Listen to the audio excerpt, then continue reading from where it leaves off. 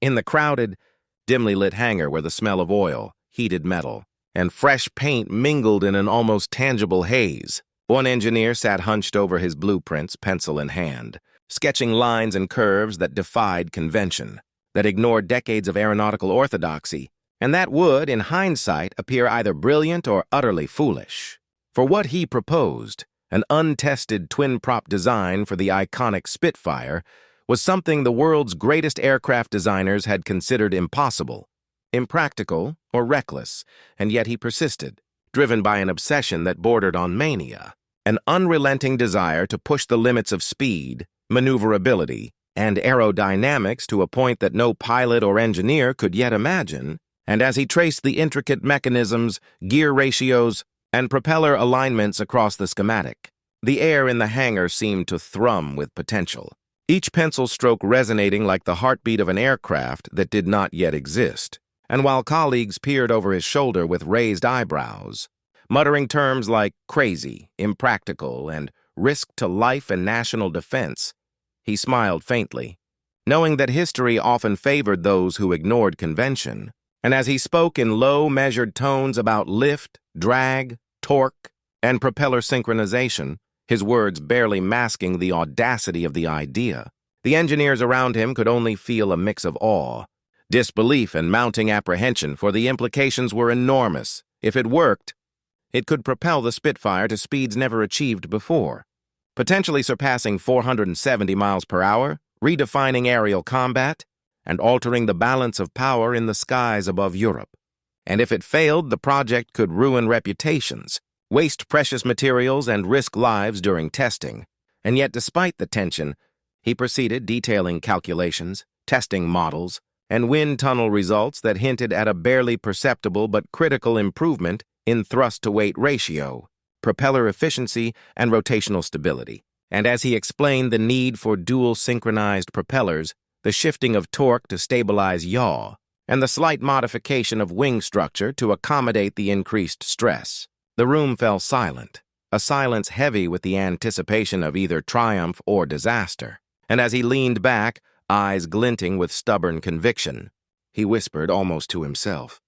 that true innovation was never born in comfort, that only risk, audacity, and a willingness to defy every established rule could produce something legendary. And outside the hangar, the wind whistled through the fields, carrying the distant roar of conventional engines, oblivious to the revolution being plotted within, while the engineer continued calculating the minutiae of propeller pitch, rotational inertia, engine output, and fuselage stability with painstaking care. Every adjustment, every decimal, every fraction of an inch, potentially the difference between history-making speed and catastrophic failure. And as assistants scurried to fetch models, calculations, and components, the tension rose, not only because of the technical challenge, but because the stakes were monumental. Pilots would fly into the unknown, air forces depended on precision, and the eyes of nations were unwittingly focused on the outcome of a single man's daring concept, a concept that many would later call foolish, reckless, or mad, yet which carried the potential to transform the Spitfire from a proven fighter into an unstoppable legend capable of speeds that defied comprehension. And as the engineer adjusted the mock propellers, testing rotation against wind resistance, structural load, and vibration feedback, the atmosphere seemed to crackle with energy, an almost audible sense of suspense. And while some onlookers doubted, questioned, or feared the implications, others felt a thrill of possibility, a quiet excitement at the thought that something unprecedented might soon take flight, that a single seemingly crazy idea could alter the entire theater of aerial warfare. And as night fell over the hangar, shadows stretching across workbenches, tools, and scattered blueprints, the engineer remained at his desk, undaunted, calculating, imagining, and sketching with meticulous precision, aware that the world outside could not yet comprehend the audacity, the risk, and the potential brilliance of his twin-prop Spitfire design, and that within the next months, every calculation, adjustment, and daring concept would be tested not just in theory but in fire, speed, and the unforgiving air of the sky, and that the first flight, when it came, would either cement a legend or prove a folly. And in that tense, suspense-filled silence, the seeds of innovation, daring, and aviation history were quietly being sown, a story of audacity, genius, and near-impossible ambition that would captivate pilots, engineers, and historians for generations, leaving viewers riveted, hearts racing, and minds grappling with the breathtaking suspense of a single man's daring idea capable of transforming the limits of speed, flight, and legend. As the first twin-prop Spitfire prototypes were rolled out onto the damp, wind-swept airfield, the early morning fog clinging to the runway like a spectral curtain, every engineer, technician, and pilot present felt a mixture of anticipation, anxiety, and barely suppressed awe, for what they were about to witness had never been attempted on such a scale, and the implications of failure were as high as those of success. And as the ground crew meticulously checked every rivet, propeller pitch, engine synchronization, and wing flex, the hum of preparatory engines mingled with the quiet murmurs of observers debating whether this crazy twin-prop idea could possibly function without catastrophic turbulence, torque imbalance, or structural failure. And as the lead pilot climbed into the cockpit, strapping in with hands slightly trembling, eyes scanning dials, controls, and the delicate adjustments of a machine whose design had been considered reckless by even the most brilliant minds, a hush fell over the crowd, a silence pregnant with suspense. And when the engines roared to life, the twin-prop blades spinning in perfect synchronized harmony, the sound seemed almost unnatural, sharper, more potent than any standard single-prop Spitfire, resonating across the field and vibrating through the very ground beneath, signaling that this was no ordinary flight, that the air itself would soon feel the difference of audacious engineering. And as the pilot taxied forward, the propeller wash slicing through puddles and mist, observers could see subtle yet critical differences. The twin-prop system appeared to stabilize the yaw naturally, countering torque in a way that single-prop configurations had struggled to achieve for decades. And when the aircraft lifted into the fog-drenched sky, climbing with a grace and smoothness that defied its crazy modifications, a collective breath was held, the tension building with every passing second as the plane accelerated, propellers spinning with a whirring cadence that seemed almost musical, a cadence that spoke of raw power, careful calculation, and daring imagination. And as the pilot pushed the throttle forward, feeling the subtle harmonics of airflow and torque, the speedometer climbed, faster than expected, approaching numbers that made hearts race. And when it reached 470 miles per hour in the thin, early morning air, observers and engineers alike erupted in astonished whispers, shouts, and incredulous laughter, summonable to believe what they had just witnessed. And the pilot, grinning beneath his goggles, felt a mixture of exhilaration, disbelief, and focused vigilance,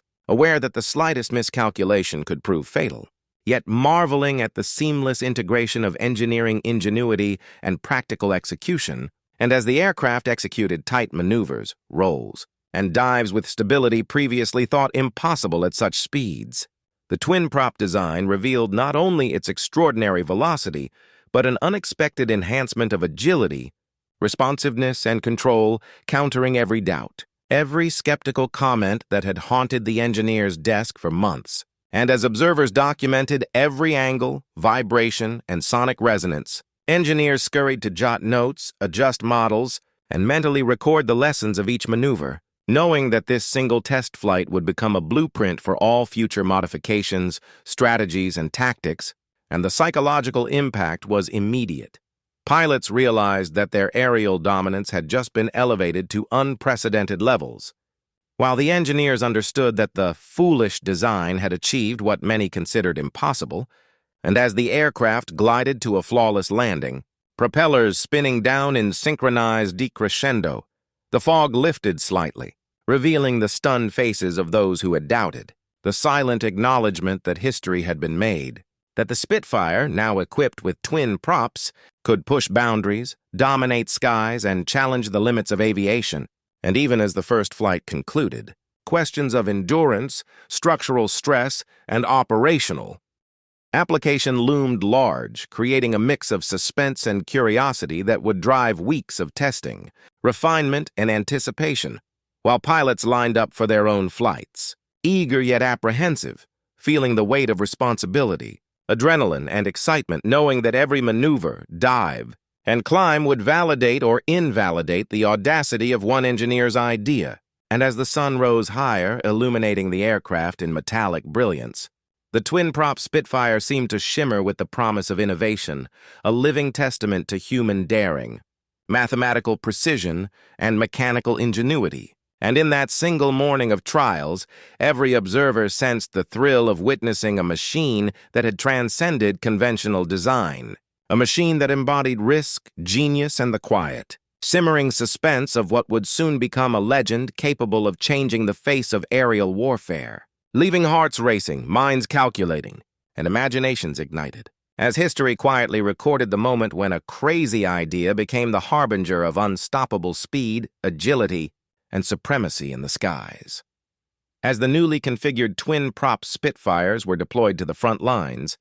the pilots, carrying a mix of exhilaration and apprehension, felt the weight of expectation pressing upon them, for these were not ordinary aircraft, but machines born of audacity, calculation, and meticulous engineering that now carried the potential to redefine the very dynamics of aerial combat. And as they taxied along the uneven, war-torn airfields, the hum of engines resonated with a promise of speed and precision that seemed almost otherworldly, slicing through the tense morning air as each plane lifted with a grace and responsiveness that instantly impressed even the most skeptical veterans. And the first encounters with enemy aircraft were electrifying, for as the twin-prop Spitfires accelerated toward intercepting formations, pilots marveled at how the new configuration allowed for tighter turns, rapid climbs, and instant corrections that previously required split-second compensations for torque and drag. And as tracers streaked across the sky and anti-aircraft fire erupted below, the pilots relied on instinct honed over countless sorties, now amplified by the extraordinary stability, thrust and control conferred by the dual propellers, and each dive, roll, and ascent became a symphony of speed and precision. Every maneuver and experiment in human reflexes combined with mechanical ingenuity, and the enemy, confronted by planes that seemed to defy expectations of weight, drag, and maneuverability, faltered under the unprecedented agility and firepower, their formations breaking, coordination faltering, and morale eroding as they realized that what had once been their advantage, the predictability of aerial dynamics, was now upended by an audacious innovation. And as the Spitfires sliced through clouds, sunlight glinting off polished metal and spinning blades, pilots experienced both adrenaline and awe, a heightened awareness of the delicate interplay between machine and human, calculation and instinct, while gunners marveled at the improved targeting stability, the synchronized propellers reducing vibration and oscillation, allowing for shots that seemed impossibly precise at extreme speeds, and as engagements unfolded over villages, rivers, and rolling fields scarred by war. Each successful pass, maneuver, and defensive action reinforced confidence, cementing the idea that the twin-prop Spitfire was no mere experiment,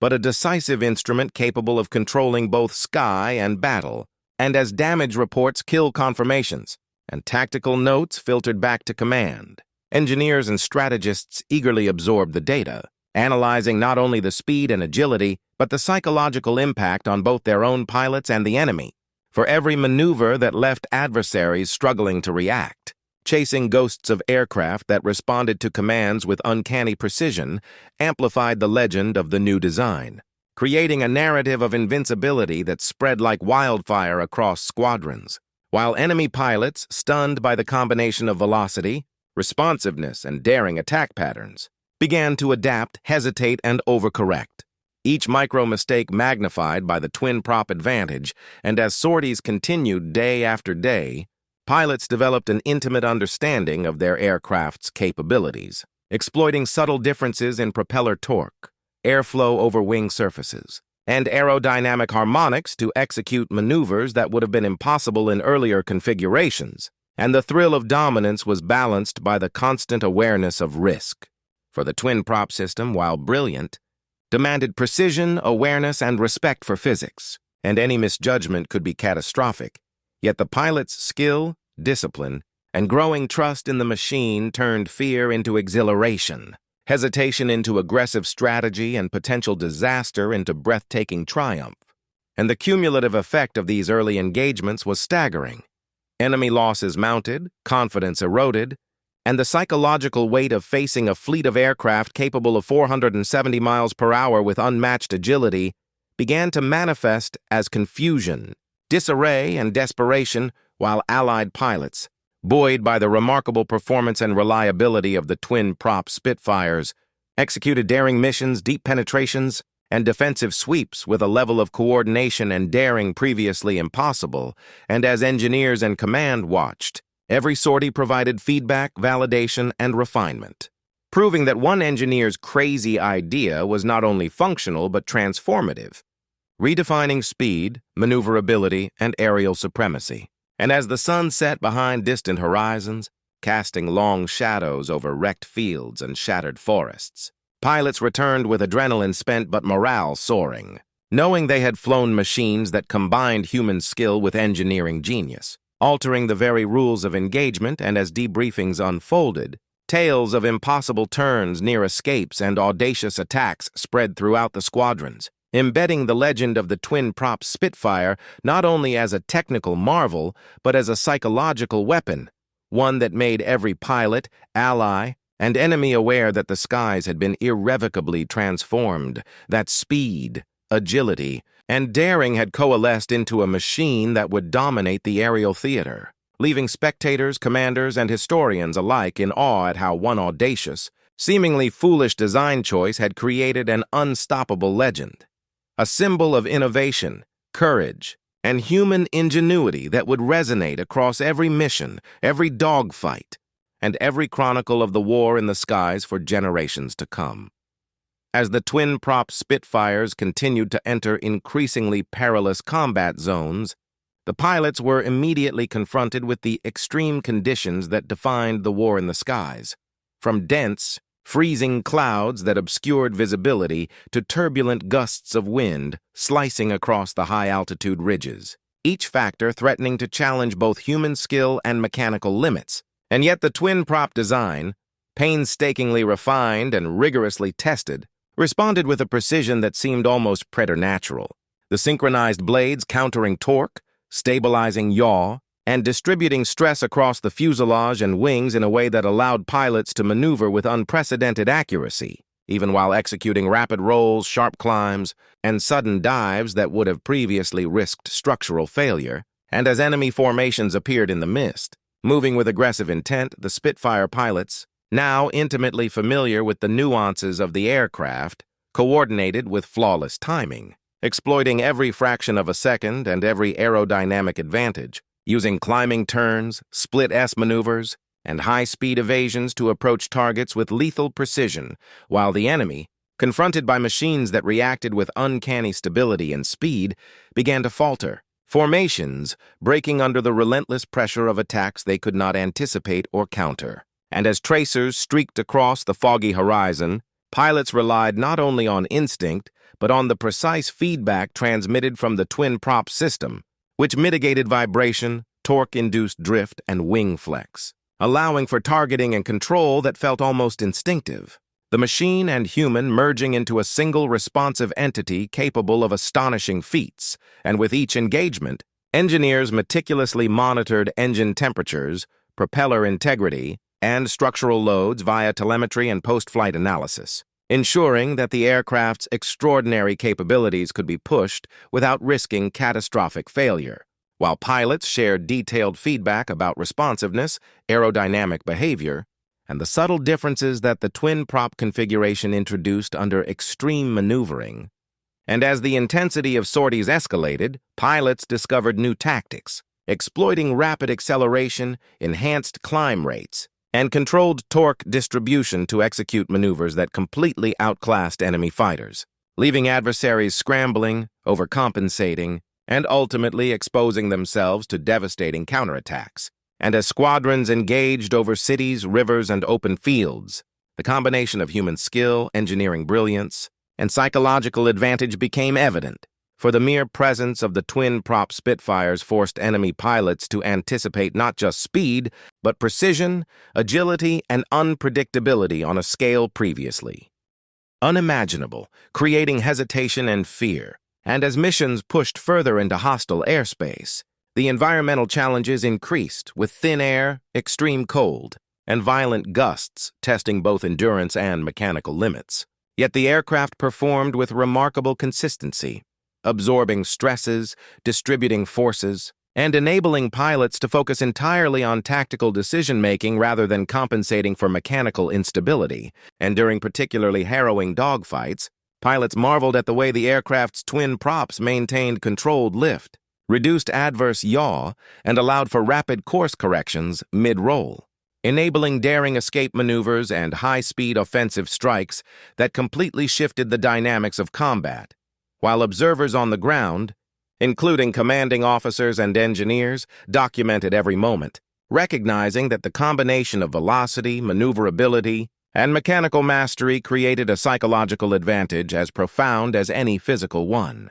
For enemy squadrons, once confident, now hesitated, miscalculated, and fell into disarray under pressure they could not match. And as sorties stretched from dawn to dusk, the pilots' endurance and skill were continuously tested. Yet the reliability of the aircraft under extreme conditions allowed them to maintain focus, precision, and effectiveness, reinforcing the idea that innovation, careful engineering, and human adaptability could combine to create not merely a weapon, but a near-legendary instrument of aerial supremacy. And as reports filtered back through command channels, detailing every engagement maneuver and mechanical observation, the full significance of the twin-prop Spitfire became undeniable.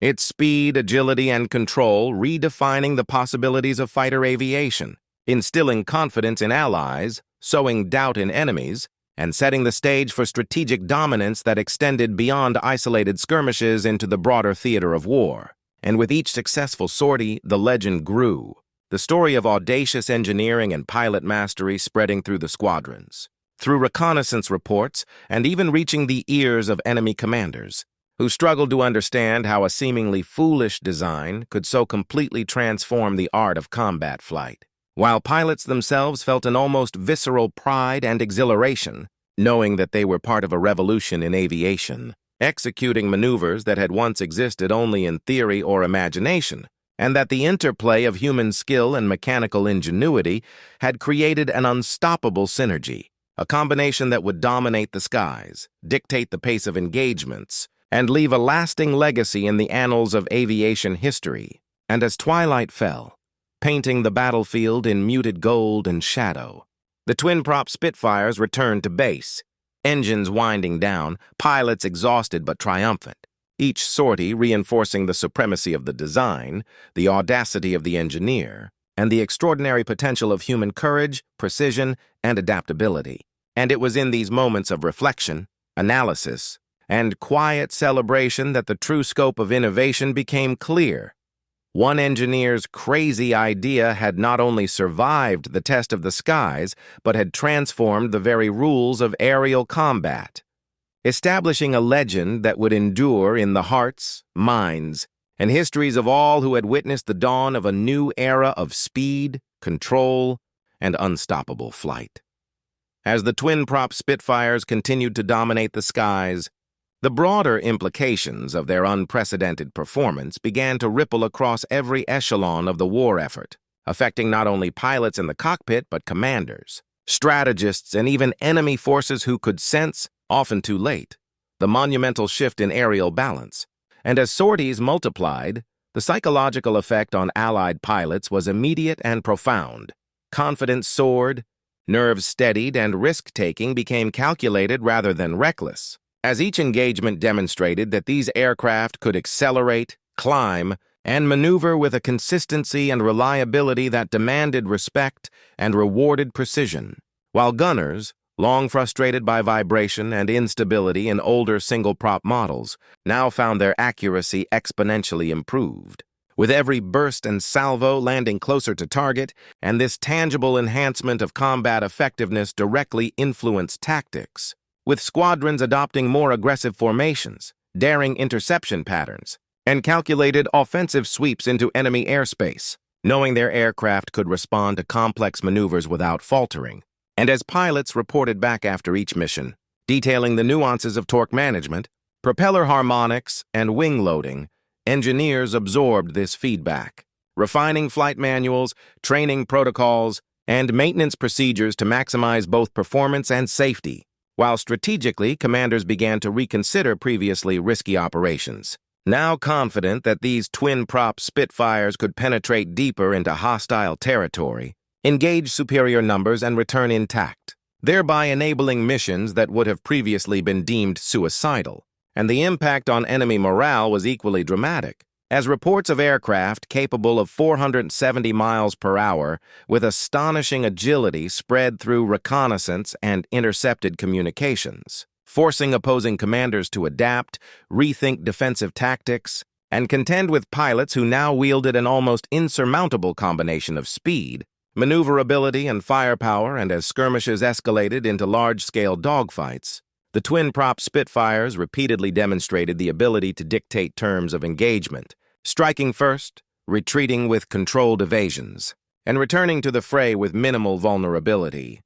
a level of dominance that amplified fear, hesitation, and confusion among adversaries. And this, in turn, allowed Allied pilots to exploit weaknesses, coordinate larger operations, and seize strategic advantages that had previously been inaccessible due to limitations in aircraft performance. And beyond the battlefield, the presence of these aircraft inspired ground forces, aircrew trainees, and civilian supporters, creating a morale boost that reinforced the perception of inevitable aerial superiority, while enemy analysts, struggling to understand the origins and mechanics of the twin-prop innovation, often misjudged performance capabilities, overestimated pilot skill, or delayed countermeasures, all of which compounded the tactical advantage. And as months of deployment continued, patterns of engagement emerged that clearly demonstrated the transformational effect of the design.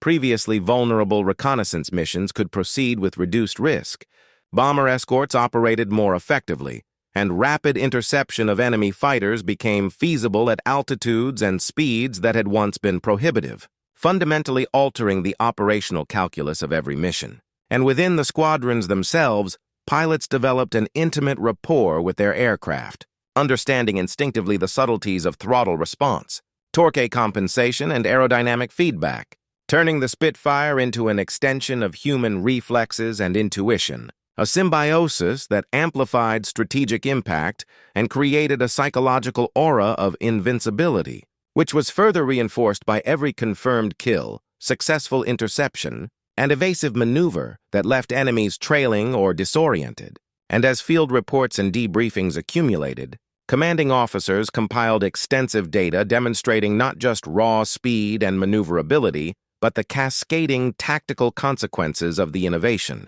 influencing decisions on mission planning, allocation of forces, and overall strategy, while enemy command struggled to respond, often attempting ad hoc modifications or conservative engagement tactics that could not match the combined advantages of the twin-prop Spitfire. And as pilots continued to push the envelope of altitude, velocity, and tactical ingenuity, the lessons learned in combat informed broader doctrines, inspiring new formations, offensive strategies, and coordinated efforts that leveraged both human skill and mechanical brilliance, creating a feedback loop of continuous improvement and operational dominance. And while the engineer who had conceived the crazy twin-prop idea monitored reports from the front lines,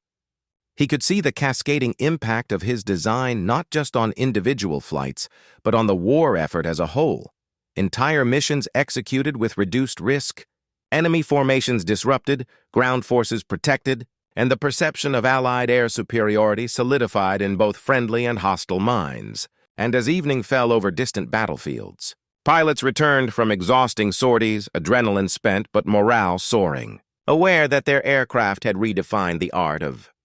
aerial combat. And in hangars, officers, engineers, and strategists reflected on the transformative power of audacity, innovation, and human skill, recognizing that a single daring design decision had altered the course of engagements, morale, and strategy, creating a legend that would resonate far beyond the individual dogfights. leaving an indelible mark on history, proving that the courage to pursue a seemingly foolish idea could reshape not just machines but the very outcomes of war. And as the stars emerged above the airfields, glinting faintly against the darkening sky, the twin-prop Spitfires rested, engines cooling, yet their presence echoed across the theaters of war, a testament to human ingenuity, tactical mastery, and the profound, almost psychological, impact that one audacious innovation could wield, inspiring generations, intimidating adversaries, and solidifying a legacy of speed, control, and dominance that would forever define the legend of the 470 MPH Spitfire. As the war raged on, and the skies grew thick with the echoes of combat, the twin-prop Spitfires, now fully integrated into squadrons and having proven their extraordinary capabilities in countless sorties, emerged not merely as machines of speed and maneuverability, but as symbols of audacity, innovation, and the transformative power of human ingenuity. And in the final missions of this relentless aerial campaign, pilots climbed into their cockpits with a mixture of reverence, adrenaline, and the quiet awareness that the aircraft beneath them was unlike any other ever built. A creation born of a single engineer's daring vision that had been called foolish, reckless, and impossible by peers, yet had now rewritten the rules of engagement. And as they taxied along airstrips scarred by the weight of countless takeoffs and landings, engines humming with synchronized precision, the morning fog lifted to reveal enemy formations attempting to maintain cohesion under pressure they could scarcely comprehend. And as the Spitfires ascended, climbing with a grace that defied physics, rolling and diving with responsiveness previously unimaginable, the pilots felt the culmination of months of testing. Refinement and combat experience converge. Every muscle, every reflex, every instinct attuned to the aircraft's capabilities, and as they approached their targets, the adrenaline surged. Yet the confidence born of mastery over both machine and environment kept fear at bay, allowing them to execute maneuvers that would have been impossible in any other aircraft and enemy fighters. Confronted by the audacity of 470 miles per hour speed combined with unprecedented agility, faltered, misjudged, and were systematically outmaneuvered, their formations crumbling under the relentless precision of pilots who now operated as an extension of the genius embedded in the twin-prop design. And below, anti-aircraft fire erupted, shrapnel slicing through the air, yet the Spitfires, with their enhanced stability and controlled torque, weaved through danger with the elegance of a predator, minimizing exposure while maximizing tactical advantage. And as the first wave of attacks concluded, pilots regrouped, executing coordinated sweeps that showcased the synergy between human skill, engineering innovation, and battlefield strategy. Their every movement calculated yet instinctive, a perfect fusion of mind and machine. And as reports of mission success streamed back to command, the full strategic implications became evident. Ground forces were protected, enemy aerial dominance shattered, and the psychological impact of facing an aircraft capable of such speed, control, and maneuverability instilled hesitation, fear, and disorder within enemy ranks, magnifying the effectiveness of each sortie beyond mere physical engagement. And in the skies above, as sunlight glinted off the polished twin propellers, pilots experienced the thrill of invincibility tempered by respect for the immense responsibility and danger inherent in their craft. Aware that a single miscalculation could result in catastrophe, yet emboldened by the countless hours of preparation, testing, and incremental mastery that had led to this moment. And as the final missions of the day unfolded, the legendary performance of the Spitfire left an indelible mark on both allies and adversaries, demonstrating that innovation, courage, and relentless pursuit of excellence could transcend convention, alter strategy, and redefine the limits of aerial combat. And as the aircraft returned to base, engines cooling in the fading light, pilots emerged from cockpits exhausted but triumphant, the exhilaration of mastery, survival, and victory coursing through them, while engineers and commanders, reviewing telemetry, battle reports, and first-hand accounts, recognized the profound legacy of a single, crazy design that had turned skepticism into awe and possibility into reality. And in that quiet, suspense-filled evening, as shadows lengthened over runways and hangars, The narrative of audacity, precision, and unstoppable ingenuity was cemented, for the twin-prop Spitfire had not only dominated individual engagements, but had fundamentally altered the psychology, tactics, and outcomes of aerial warfare, leaving pilots inspired, enemies intimidated, and history irrevocably changed. And as stars began to pierce the darkening sky, the legend of the 470 MPH Spitfire, born of one engineer's fearless vision, resonated in every corner of the airfields. Command centers and hearts of those who had flown fought and witnessed its ascent, a testament to the power of daring, innovation, and human mastery over the very forces of nature and mechanics, proving once and for all that audacity, calculation, and courage combined could create not merely an aircraft, but a living, breathing legend whose story of speed, precision, and supremacy would echo across generations, immortalized in the annals of aviation and warfare as the embodiment of brilliance, risk, and the transformative impact of one seemingly foolish idea realized beyond imagination, unstoppable, enduring, and forever revered.